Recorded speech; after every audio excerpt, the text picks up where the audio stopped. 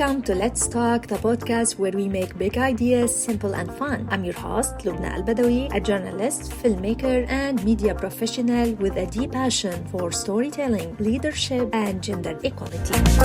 Today, we're diving into AI, leadership, and training, big topics that are changing fast.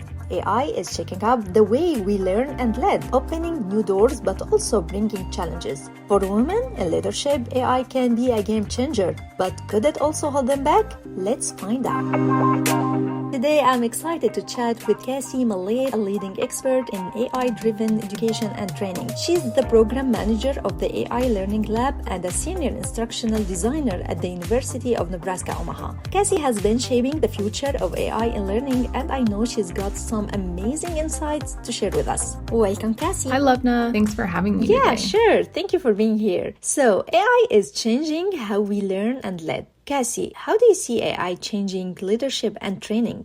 I think AI is transforming leadership and training programs in a variety of ways. For one, people really need to know how to use AI. It's becoming a more in-demand skill that people should have. And so it's important for our leaders to learn how to use generative AI, to learn how it can be helpful, not only for themselves, but also so they can help train others on how to use it in the company. I think that, there are a lot of benefits to generative AI, but there are also some pitfalls. And I think there's definitely an ethical responsibility of leaders to understand those pitfalls so they can share them with other people. If we're incorporating AI into leadership and training programs, it's important that everyone's learning how to use AI responsibly and so they know what to be on the lookout for, but also so that they can incorporate AI in ethical, responsible ways into their areas. We should all be having a policy on how people can and cannot use AI, what they can put into AI versus what they cannot. And that starts with understanding how to use it and training people on how to use it. I think another way that AI is transforming leadership is by being able to improve the training using AI. So I think oftentimes, our AI trainings have been appealing to the masses or created in a way that appeals to the masses, but it doesn't always work for all people. Yeah. So you can ask it to improve a training, ask AI to give feedback on what's missing or what can be improved, and you can also tailor to the needs of the individuals. So maybe, you're having AI identify an individual's strengths and weaknesses or creating a training plan based on their strengths and weaknesses and what they want to improve on.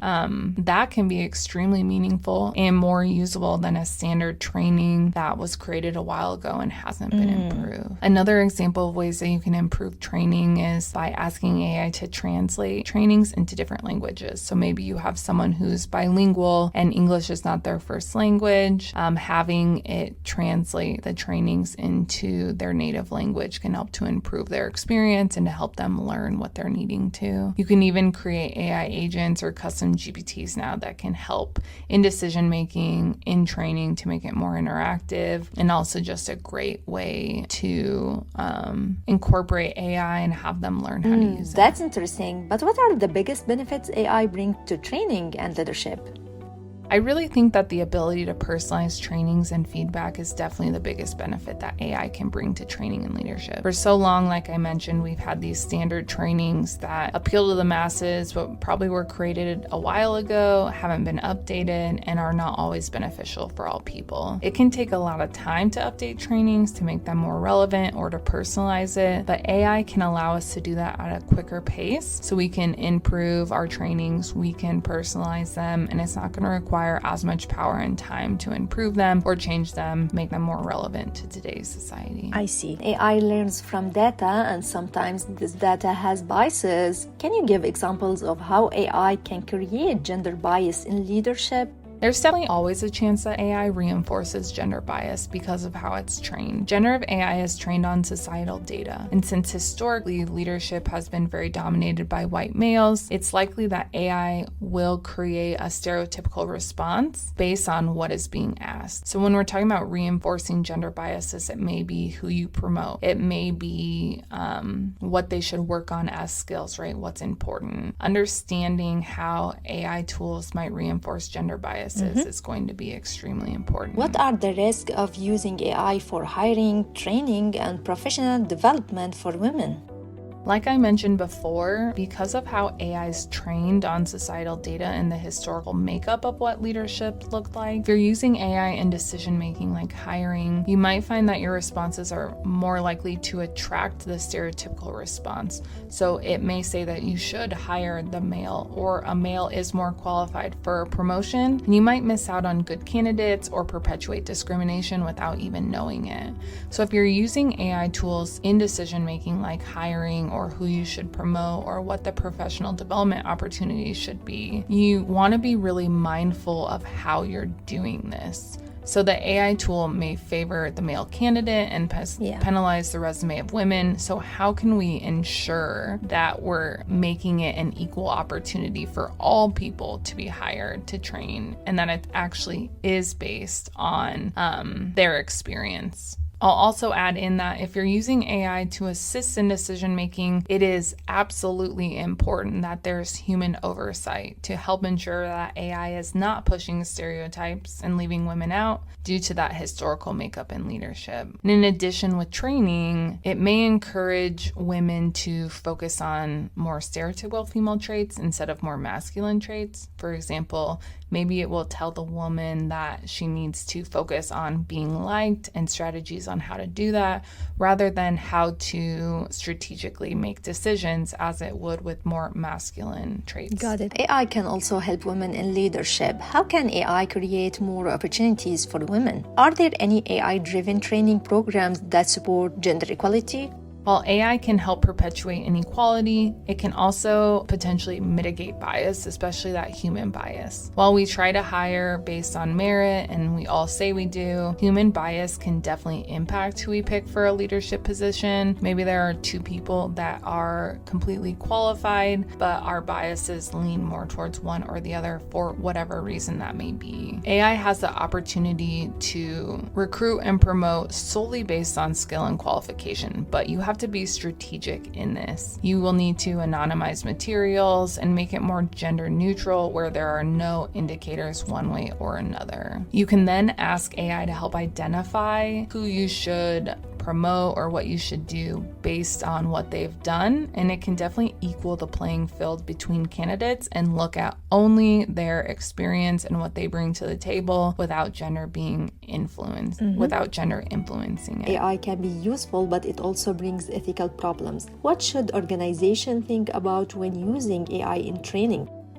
The three areas that organizations should focus on are fairness, privacy, and an over-reliance on AI tools. Human oversight is going to be extremely important, and so is testing the AI tool to ensure that it's not promoting bias against marginalized groups. It's important to ensure that the training data and examples that you're giving are diverse and make people feel included. When it comes to privacy and security, it's important to remember that AI by design trains on interactions. So if you're interacting and putting information that maybe is more confidential into the AI tool, you could be violating someone's privacy or the security of the company or the individual. So we need to be mindful about what we're feeding into AI tools or what we're having participants feed into AI tools. The best thing that you can do to ensure security and privacy is to invest in an enterprise version of an AI tool that's going to be beneficial. This ensures it's not training on data, it's secure behind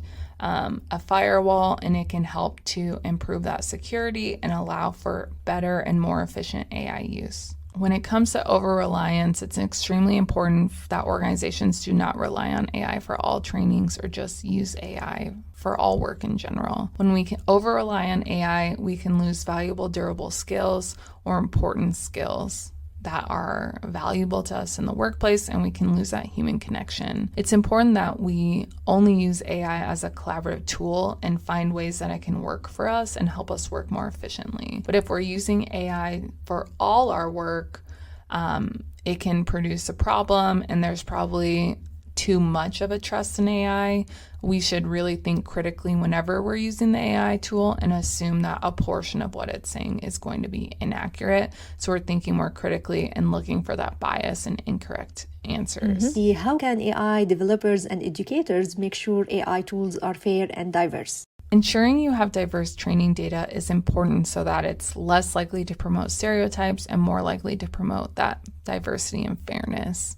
And just in general, it's also important for us to teach everyone about the bias or hallucinations that AI can produce so that they can be on the lookout for them when they're using it. What do you think AI will look like in leadership training in the future?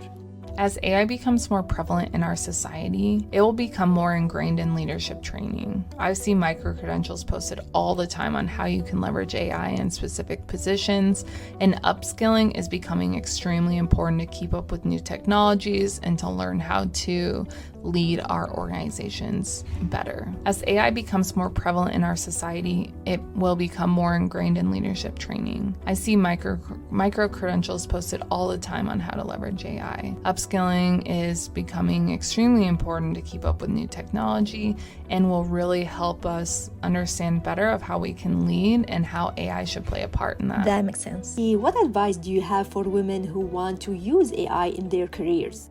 The one piece of advice I would give to women is learn how to use AI and how it can help you in your work. Explore with it yourself, see how it can be helpful, and look for ways that you can upskill and what trainings you can complete to build more AI skills. The amount of companies that are looking for AI skills has increased by over 32,000% since the launch of ChatGPT in November of 2022. If you can demonstrate how you've learned to leverage AI and how it can help increase efficiencies, it will make you a more desirable candidate for promotions and just for jobs in general. This has been a great conversation, Cassie. We talked about AI in leadership and the training, gender bias, and how AI can be used in a fair way. To our listeners, if you found this interesting, I encourage you to learn more about AI, support fair AI policies, and explore AI training programs. Cassie, thank you for sharing your knowledge with us. Thanks for having me today. And to you, if you like this episode, please subscribe, leave a review, and share it with others. See you next time. Bye.